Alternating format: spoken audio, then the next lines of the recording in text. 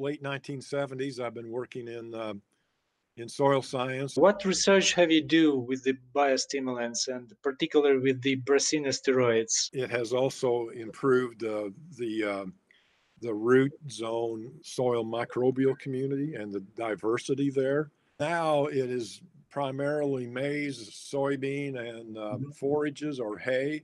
I think it just reflects the way agriculture has changed in this country.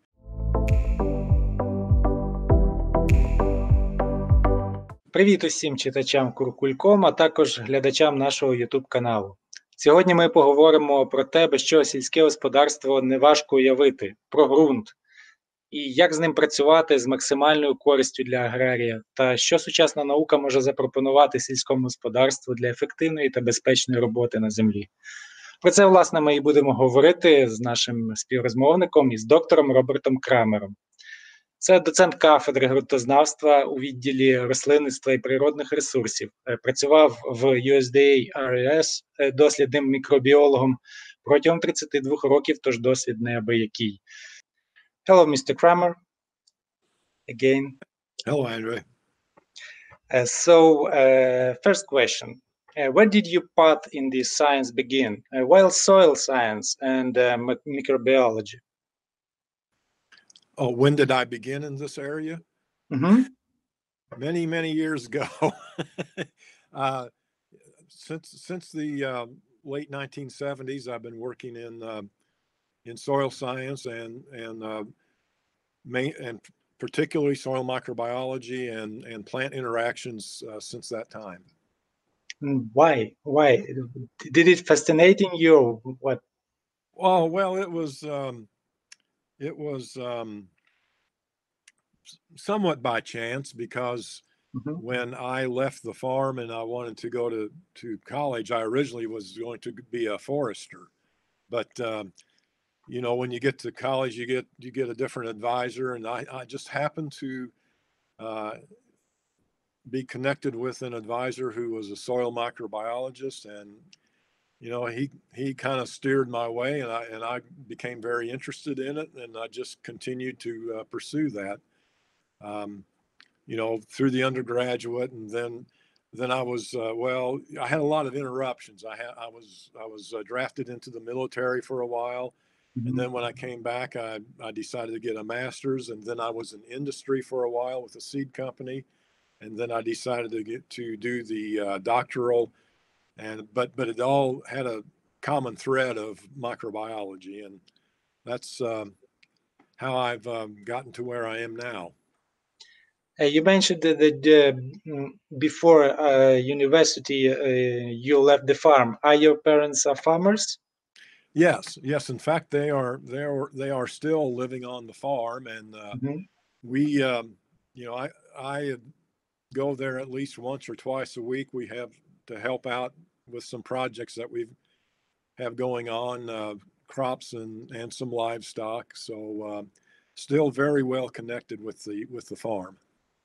What crops grow your parents? Well, now it is primarily maize, soybean, and forages or hay.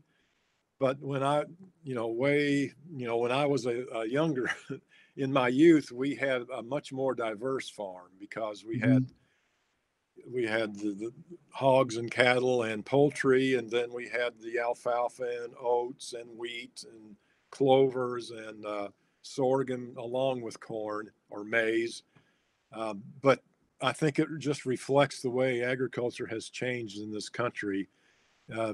I'd say beginning 25 to 30 years ago, you know, when people decided to farm commodity crops like maize and soybean rather than doing a more diverse agriculture. I see. So we can say that you stick to your father's path in agriculture, but in the science way. Yes, that would be a good way to put it. Okay, next question. Which soil indicators are most important when it comes to the soil health, in your opinion? Yes, good question. I think some of them are a combination of the different properties, the physical, chemical, and biological properties. So something like not only just organic matter, but a fraction of the organic matter called active carbon is a very good indicator. Um, the extent of aggregation in the soil, or the stability of aggregation, and also a particular, you know, a biological activity indicator, which can be, you know, for instance, carbon dioxide respiration, or mineralizable nitrogen activity, that kind of thing. And then, of course, as a microbiologist, I'm a bit biased on looking at some certain activities, such as enzymes that are associated with, say, carbon cycling or nitrogen cycling, and also the overall diversity of the microbial community is also a key indicator, you know, taken along with those other ones that I've mentioned. These indicators, how often should soil test must be taken in agriculture to measure these indicators? Well, the simplest and the indicators that are easiest to measure, of course, are your nutrient analysis, which can include soil organic matter. Mm-hmm. And we generally suggest that that should be taken every 1 to 2 years. The other indicators, it depends on what the farmer is doing. Is he implementing different management practices? If he's doing that, then you should be taking some of these indicators almost yearly. But if he has a set of management practices in place that he's very comfortable with, but he wants to say have an assessment to see how well the management is either improving or maintaining soil health, then, you know, every 2 to 3 years should be sufficient. And you know, and of course there's lots of other factors that can affect that as well. So what the possibilities to use of biostimulants open for farmers? I think it's I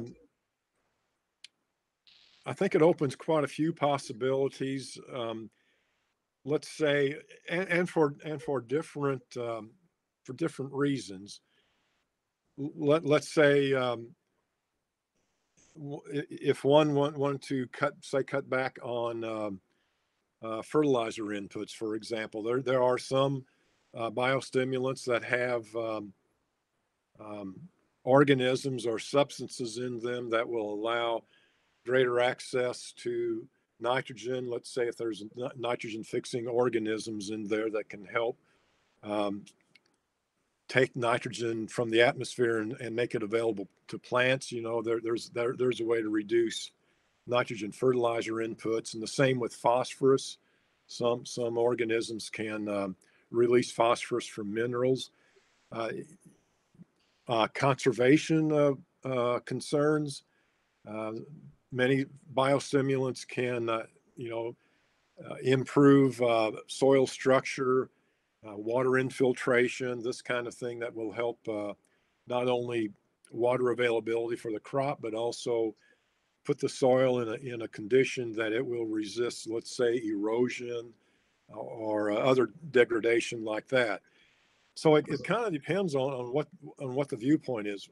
Well, let's say I would say probably the most important factor in a farmer's mind, of course, is profit. You know, making money with crop production. Well, then, you know, some of the biostimulants we've looked at that can give a boost to yield just by, let's say, allowing some microbes in the soil to make some important micronutrients available to the plant that otherwise they can't take up, can make a big difference. Or maybe plant growth regulators. is also a big substance in some of these biostimulants that will enhance root growth, enhance nutrient uptake. So it's for various reasons, I think a farmer could find a place to at least try some biostimulants to see if it would be a benefit to their program. But I would like to add that there are thousands of these products on the market, and so a farmer would be very wise to investigate these products first before going out and just purchasing one that happens to be on a dealer's shelf or however this is acquired, because many of these have not really been tested very rigorously. So, you want to go with those that have independent testing that have shown some performance before you invest your money into an extra product that perhaps may not even work for you. Can you say how often U.S. farmers use any of kind of biostimulants? I'd say it's less than 25%.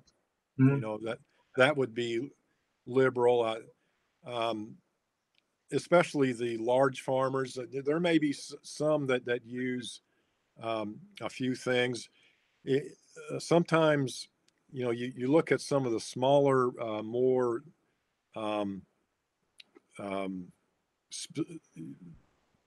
farmers that are doing some specific crop, or you look at the organic farming community, they would be more apt to use some of these products than others, just due to the restrictions of chemical fertilizers and all this. They can go to something like a biostimulant that is probably approved by the organic certification board. Okay, what research have you do with the biostimulants, and particularly with the steroids? What effect of the use? Yeah, I've probably looked at over 30 products in the last 20 years, and the steroid compound or biological products, which is includes some other compounds as well. We see some very good effects on growth, root growth of the root masses, in primarily on maize and soybean. Definitely increase, following their recommendations, which is at least, inoculating the seed with the product and then making at least one foliar application during the season. We've seen improved photosynthetic indicators on the plants, better photosynthesis, which means, more carbohydrate production that we assume goes to grain yield. It has also improved the root zone soil microbial community and the diversity there, and some root growth, root biomass. So overall, it has been beneficial from that standpoint. Now, here's the the one disclaimer, or the one fact I need to mention, is that until last year, we really never saw a significant increase in yield with these. But I know in other places in this country and other places globally that these products do show significant increases in yield. But I think because we are in an area that has I don't want to say it's an unusual soil type, but it is a little different because it has a restricted layer of clay some distance below the soil surface. I think sometimes, and the weather affects that. If it's, it can be too dry. If it's too wet, it's, you get anaerobic conditions. If it's too dry, it doesn't hold water. So I think, the climate affects the performance of this particular product in these particular soils. So I think we might be in an unusual situation. If we have a biostimulant that really works in these soils, then we really have something that's effective. Mm. And so, like I said, last year and maybe the year before, we did see some increases that were significant. More than just a few kilograms per hectare. I mean, it was more like 10 to 20% increase. So, and I think you have to see that. I don't know what the price of these biostimulants are, but I think you have to have a relative increase of something like that to offset the inputs that you're putting into this production system. Next question. What are other new development in scientific research should farmers pay attention to if they want to improve soil quality and increase results, yields? Right, and I can speak mainly for the Midwest part of the United States. And you have to look at it from, okay, you have the very big farmers, which are very similar to what you have in Ukraine, very large farming enterprises. Mm. Yes, They we do. have to, right? I mean, I've been on some of them, and they're as big or bigger than anything we have here. So they have to make a decision: can they fit these new practices into the way they're farming now? Because many times they are running up against a timeline, to get their crops planted on time. We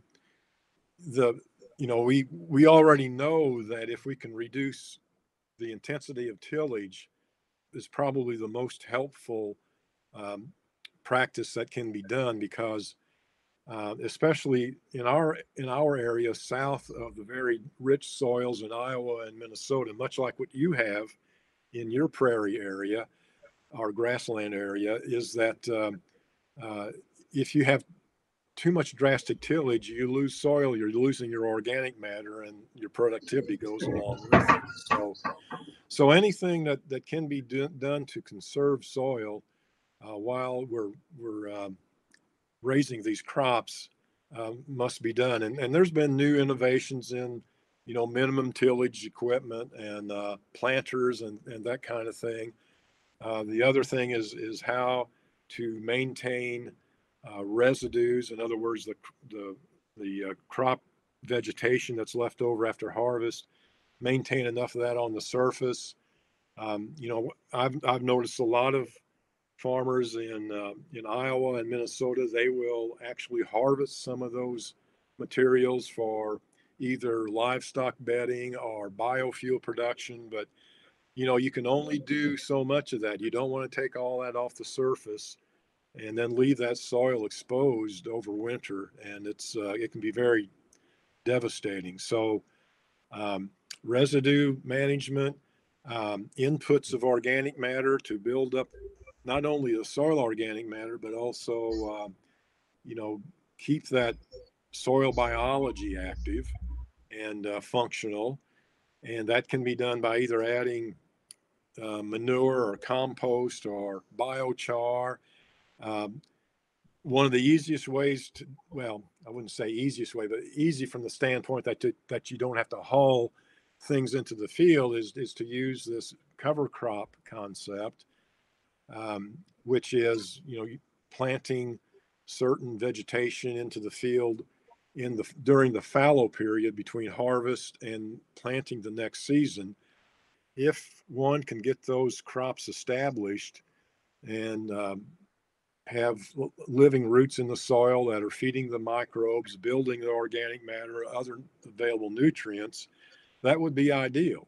But, I do understand that in regions where the climate kind of is not too favorable for this, it can be a real problem to try to get that out there and establish that in time. And I know that is probably because Ukraine is about 10 latitude degrees above Missouri, you're a little bit in a colder climate, and that Yes, that's true. so that's where I think that's where the developments are going to have to come from. I'm aware of some of these popular crops that are being used for cover crops. Some of those are being looked at to find varieties that are very vigorous in cold climates. Maybe that will help. I'm not sure, but if we continue with the system that we have, it may be very problematic to come up with some of these conservation systems to be established on the farm. It would be great if there were a way that farmers could make make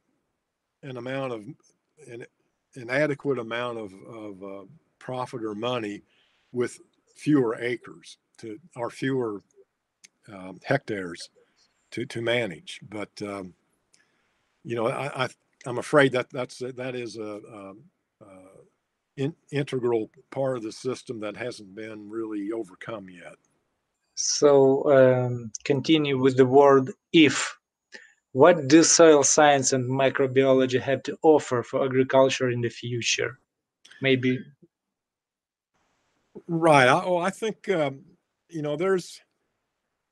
there's a considerable amount that can be developed yet, and it kind of centers around the soil health concept. A lot of that needs to be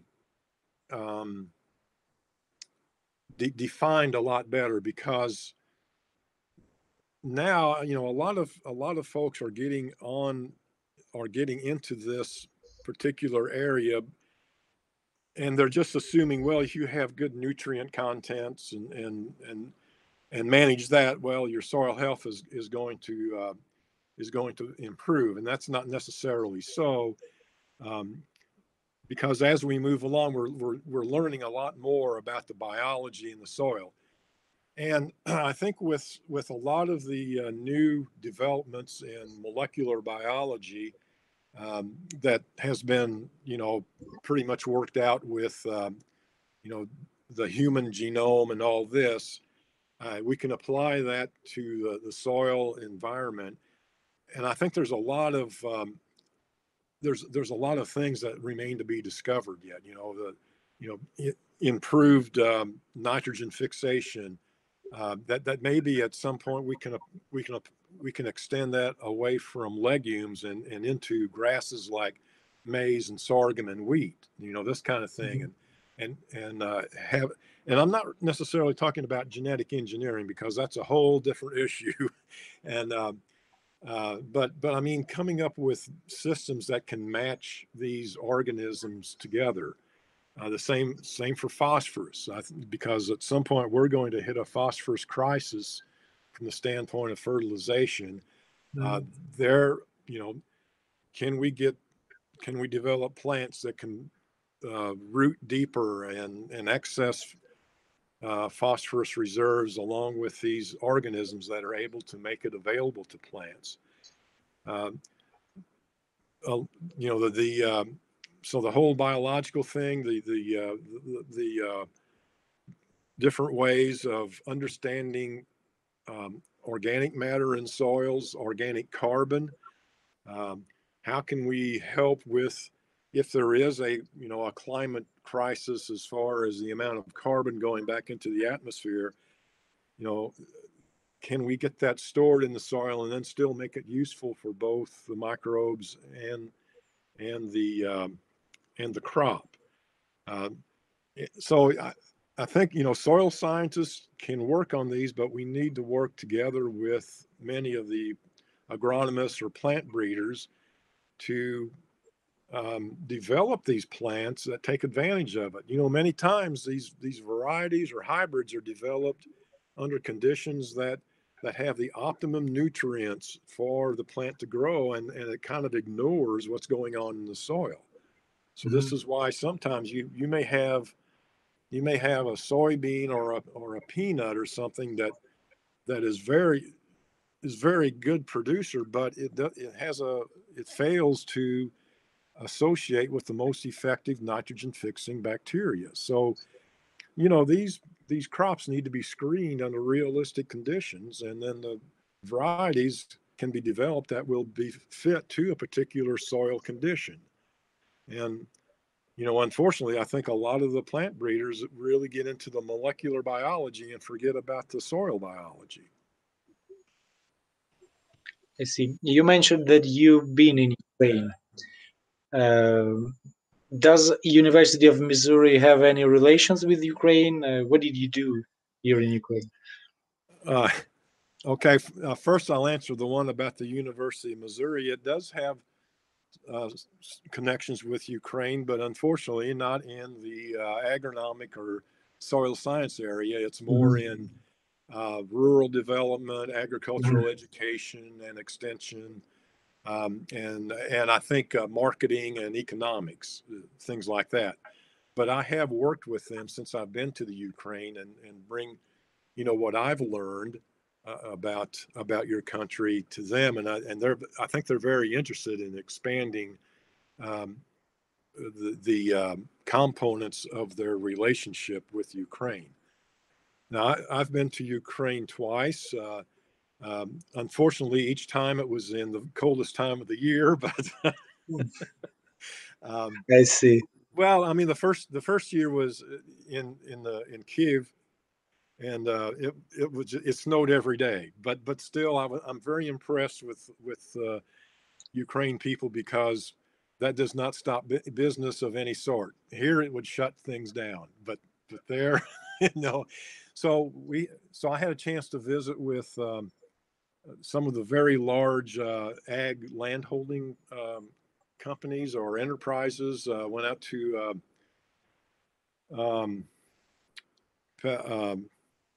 is it Patova?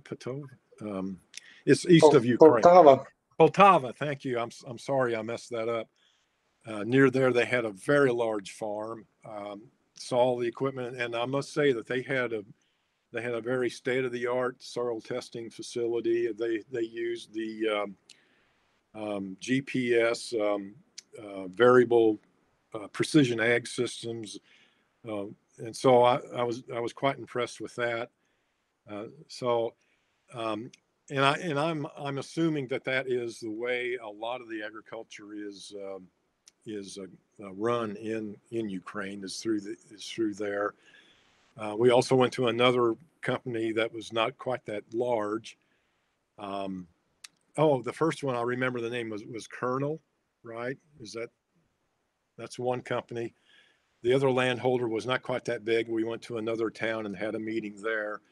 But the infrastructure for these is very impressive. They have their agronomists, economists, their soil scientists, and they all came to the meeting, which was very good. So I got to go on site a little bit at that point, and just learned a little bit more about how their agriculture is, which really isn't that much different than here in the States. You even have the green and red equipment that we have, you know.